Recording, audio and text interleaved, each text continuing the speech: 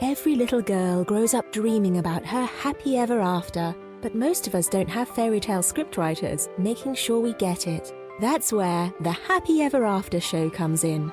If you have been waiting for a fairy godmother to wave her magic wand and release your frustrations, create the prosperity you want, and live a life you love, then listen closely.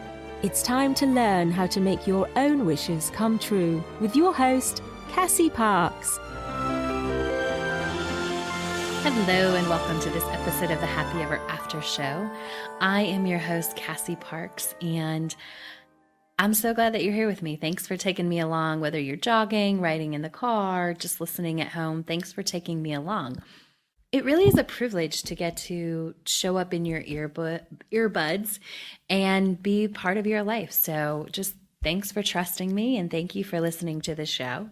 I know that you're listening because you want to welcome more money into your life without the struggle so that you can build your business quicker and easier.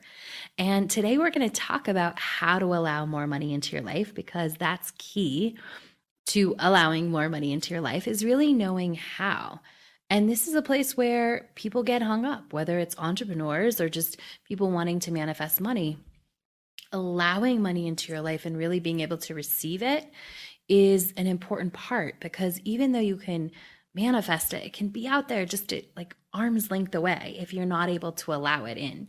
So we're going to talk more about that today. You know, it's just, I just love what I do. And the reason I do this show really is to share with you what I've learned along the way, because I feel so grateful to get to do what I love. You know, today I'm actually recording this on a Monday, which is one of my favorite day of the week because it's when I get to work with my year-long clients. And I just love it because I get to do the things that I love the most. I get to coach, I get to do all the fun stuff. I like the other stuff in business, but like you, I like working with my clients most. That's where I have the most fun and just get the most juice. And so I got to do that today, and I just feel very fortunate for that. And, you know, just want to keep telling you, keep listening, keep upping your money mindset. Even if you're not where you want to be, you're closer than you were. So just keep going. If you ever feel like you want to reach out and you want support on that, you know, I do a workshop which helps you get super clear and, you know, step into your future self and get clear about, step into that future self and get that clear picture about what it looks like and how to change who you are to more closely resemble that. So I'm always here for that. I love doing that. I love helping people step into their future self, because it really is all about being in that place. You know, the client say to me today, like, why didn't I see that before? And we were working in her future self. And it's so easy to see when you can tap into your future self and you can look backwards and you can see, hey, no wonder that wasn't working. Like, I can't believe I didn't see it. How long did I spend not seeing it? And it's just that when we're in it, when you're in the forest, sometimes you don't see the trees, right? And it's sometimes hard to see your own. So, you know, if you are at that place where you're struggling, you're frustrated, just reach out, get some help from someone. You know, find a coach if you don't have one, a coach or a mentor that can help like make it easier, build that bridge quicker to where you want to go. So, because after all, the show is called Happy Ever After because we all started our business. You became an entrepreneur because you wanted your business to be your happy ever after and to help you create the life that you love living. So if you're stuck and frustrated, reach out and get some support on that, because it doesn't have to be like that. So that was a little bit off topic, but sometimes I go with what comes to my heart. You know, I have a planned agenda in front of me and in a Word document and what I'm, you know, quote unquote, supposed to be talking about right now. And I just went there because that was what was on my heart. So, and the basic point of that is to get some support if you feel like you're stuck and frustrated.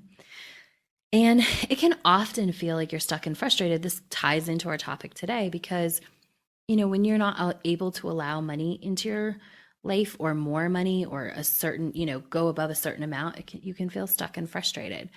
But before we talk about that, I just want to mention that if you are loving this season of the podcast, which is all about Manifest 10,000, I would love if you went online to, you know, either Amazon, Books A Million, Powell's, whatever your favorite bookstore is, and pre-ordered Manifest 10,000. So it's going to be a few weeks before they send it out, but It'll be in your mailbox shortly. You're pre-ordering it, and you're just really helping to say to book buyers and book marketers that this book is important. So if the book made a difference in your life, please buy, go buy a copy, invest in a copy. Even if you're like, well, I'm good, I don't need it, give it away, pay it forward to someone else.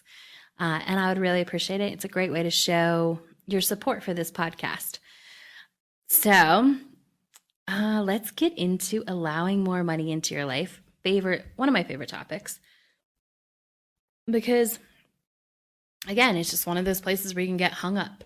That's, this whole process is a place where I've seen people get hung up. And I built this process to really allow for easily manifesting and for you to become the person who can manifest. So we talked a little bit last episode about, the farmer and how he gets the soil ready. And that's what you want to do in terms of your mind and your brain. And you want to get the soil ready to plant the seeds. Well, here's the thing about, farmers get the soil ready and they plant the seeds and then they let them grow. They just trust, right, that the seeds are going to grow. And so as a farmer, this is maybe easier than being a manifestor because, as a farmer, you've either planted a crop before, and if you plant a crop and you do the process and, you get the soil ready and you plant the seeds and you water it and you wait a certain amount of time that your crop is going to grow, right? Barring anything major storm or anything like that, it's going to grow. And even if you're just a new farmer, you've seen probably you didn't just become a farmer, one day randomly. You knew other farmers who've had crops grow. And so the trust is really easy if you're planting seeds that the crop is going to grow. And your goal as a manifestor is to really become like a farmer, to know how to create this fertile ground, plant the seeds, and trust that they're going to grow. And this trust all ties into allowing money in your life.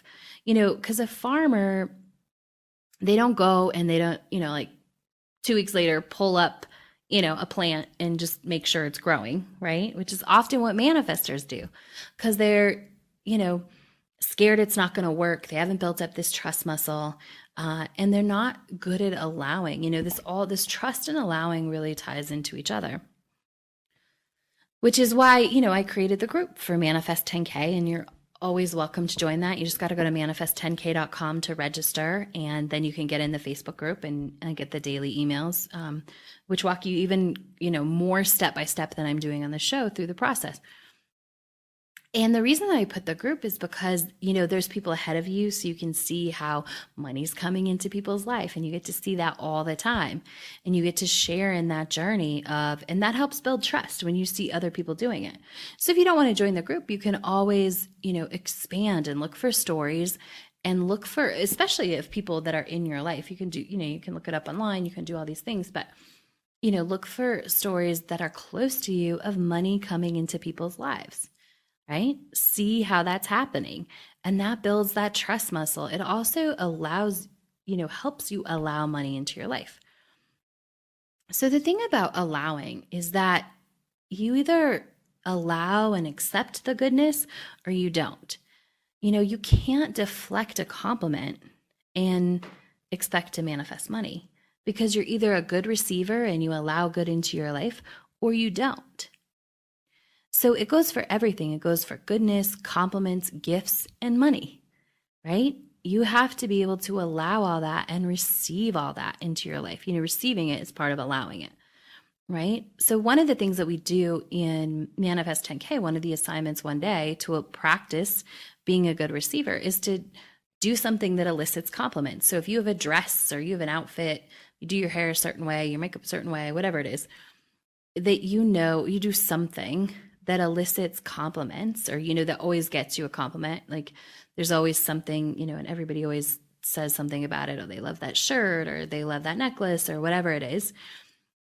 Do that tomorrow. Like intentionally go out and elicit compliments and receive them.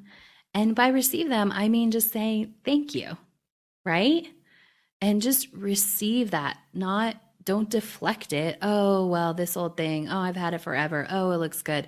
Don't deflect it. Just receive it. Thank you. And practice being a really good receiver and allowing that good stuff to come into your life. And trust me, allowing compliments and receiving compliments is directly tied to the amount of money that flows into your life, because you have to be a good receiver to do both, right? So Aaron is someone that if you've read the book, you've met, maybe even took the course with him. But, I love what he said in one of the forms that he gave some feedback on. He'd been raised not to accept things because his parents didn't want him to take, they themselves nor him didn't want to take from anyone else. But he said, I realized that this took away the joy from the giver and the receiver. And I'm like, it totally does, right? So think about when you've ever tried to be generous with someone, maybe buy them lunch, maybe share something with them, and they couldn't accept it. It took the joy out of being the giver, right?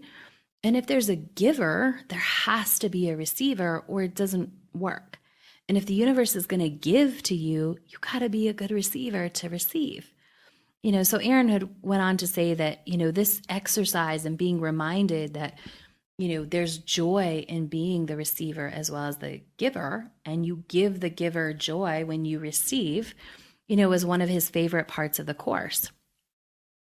And it's just super important to be in that place where you receive. And so just think about, do you ever deflect, when someone offers you something, whether it's money or it's just being generous with a compliment or it's giving you a gift or offering you, something in their home. Do you receive that? Do you practice receiving or do you say no? And really take that joy both away from you, because you don't get to receive it, and the giver. And the goal is to really open up and to start being a better receiver. And that really is foundational for allowing money into your life. So one of the things that we do this in the Manifest 10K course, and it's kind of this might seem like a weird exercise, but I like it. And I like it because this is a place where somebody always wants to receive. So if you think about, I'm a football fan.